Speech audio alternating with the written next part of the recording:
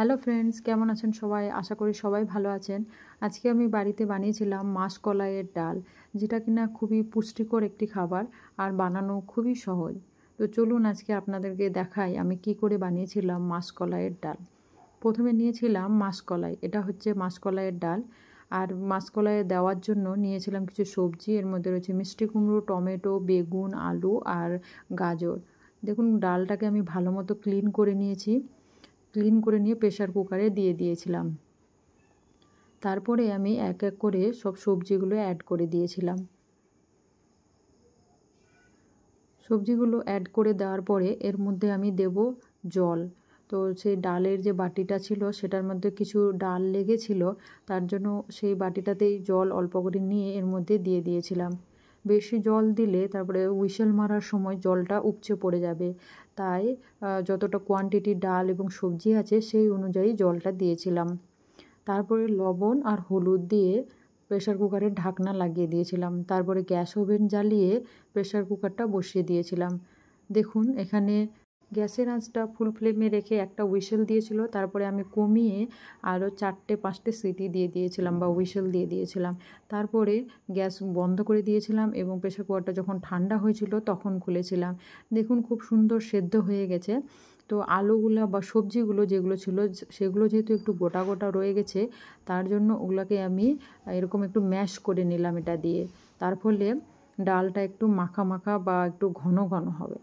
তার মধ্যে এটার মধ্যে আমি একটু দেব ফোড়ন। ফোড়ন দেওয়ার জন্য গ্যাস ওভেন জ্বালিয়ে কড়াই বসিয়ে দিয়েছিলাম, তাতে দিয়েছিলাম সর্ষের তেল। সর্ষের তেলটা গরম হয়ে গেলে দিয়েছিলাম গোটা জিরে। গোটা জিরে থেকে একটা সুন্দর গন্ধ আসছিল যখন, তারপরে আমি পেঁয়াজটা অ্যাড করে দিয়েছিলাম। আর তারপরে রসুন থেতো করে রেখেছিলাম আর কাঁচা লঙ্কা, সেগুলো আমি দিয়ে একটু ভালো মতো নাড়াচাড়া করে নিয়েছিলাম। এগুলো ততক্ষণ পর্যন্ত নাড়াচাড়া করেছিলাম যতক্ষণ পর্যন্ত একটা লাল লাল বা গোল্ডেন কালার না আসে। যখন এরকম গোল্ডেন কালার এসেছিল তখন আমি ডালটা অ্যাড করে দিয়েছিলাম। এই ম্যাশ করে রাখা সবজি দিয়ে ম্যাশ করে রাখা ডালটাকে ভালো মতো নাড়াচাড়া করে মেখে নিয়েছিলাম, বা ভালো মতো নাড়াচাড়া করে নিয়ে সব ঠিকঠাক আছে কি না লবণটাও এই অবস্থায় টেস্ট করে নিয়েছিলাম। ডালের দানাগুলো দেখুন গোটা গোটায় আছে, অথচ সবজিগুলো একটু ম্যাশ হয়ে গেছে। যখন এরকম ফুটে উঠেছিল এবং লবণটা টেস্ট করে নিয়েছিলাম, সব ঠিক ছিল, সব শেষে আমি অ্যাড করে দিয়েছিলাম ধনেপাতা কুচি। তারপরে এটাকে আরেকটু ভালো মতো ফুটিয়ে নাড়াচাড়া করে নিয়ে এটা একদম সার্ভ করার জন্য পুরো রেডি। দেখুন আমি কনসিস্টেন্সিটা এরকম রেখেছিলাম। এটা গরম গরম ভাতের সঙ্গে খেতে দারুণ লাগে। আপনারাও বাড়িতে এটা একবার ট্রাই করে দেখবেন, আশা করি আপনাদেরও খুব ভালো লাগবে।